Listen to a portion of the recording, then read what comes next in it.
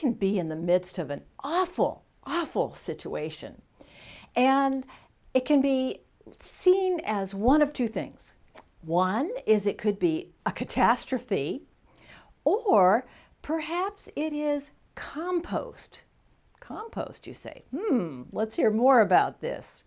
Well, when we're in an awful situation, something that we're really finding upsetting, typically what's happening is we are holding on to some form of dysfunction. One is stagnation. Now, stagnation creates a feeling of dissatisfaction.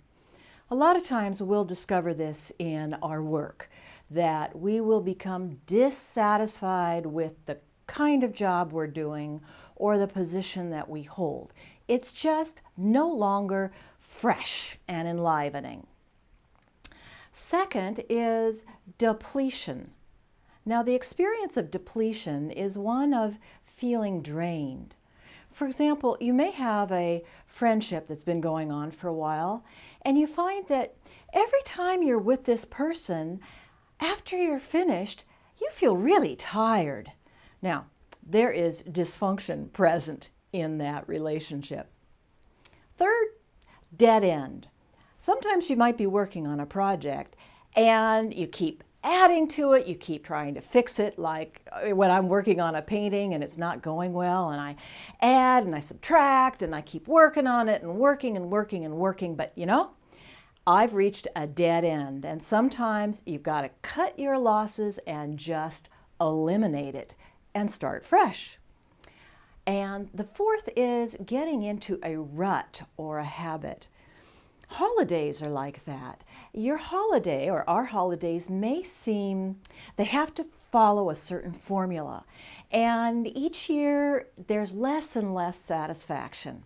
Well, what's happened is we've gone unconscious. Instead of showing up for the holiday in a very fresh way, we have gone into a pattern where you just put the same face on the same activity every year.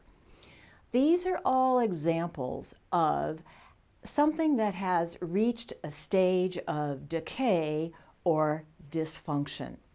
So, how do we create a turning point out of this? What does that turning point look like? Well, it looks like accepting a change.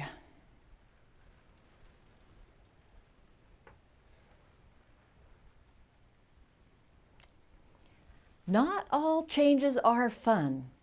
And when I painted this particular door, I was experiencing a very hard time in which my father was very seriously ill with cancer, and I was going to his home every day to prepare his breakfast and more or less get him set up for the day.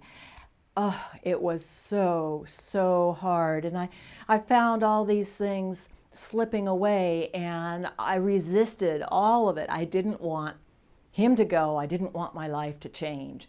There was all kinds of resistance. And you know what? Resistance creates heat. We get hotter and hotter. It may be our emotions flare up. It may just seem unbearable. But what we have to realize is when we're willing to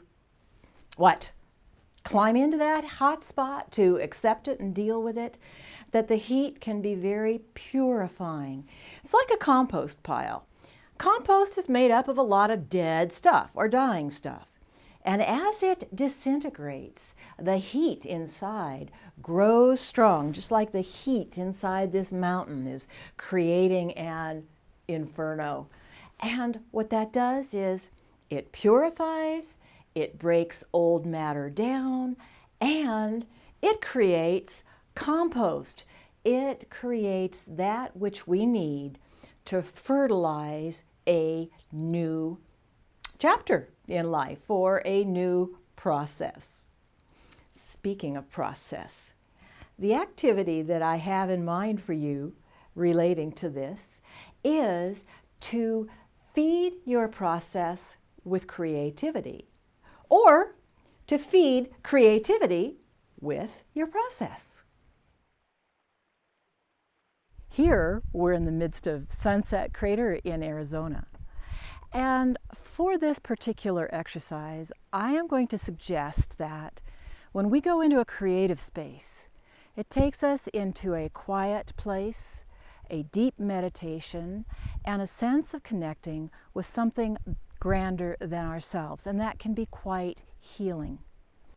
And so our activity today will be one of creating a haiku poem. A haiku poem has 3 lines. The first has 5 syllables, the second has 7, and the third line has 5 again.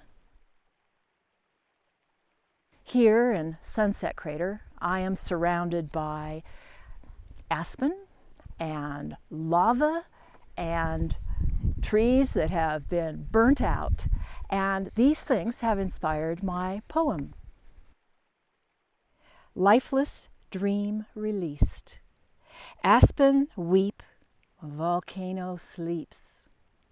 Phoenix on the rise. You're going to find that the poem, when it's just right, is going to speak in a very deep way and tell you things that you didn't know before.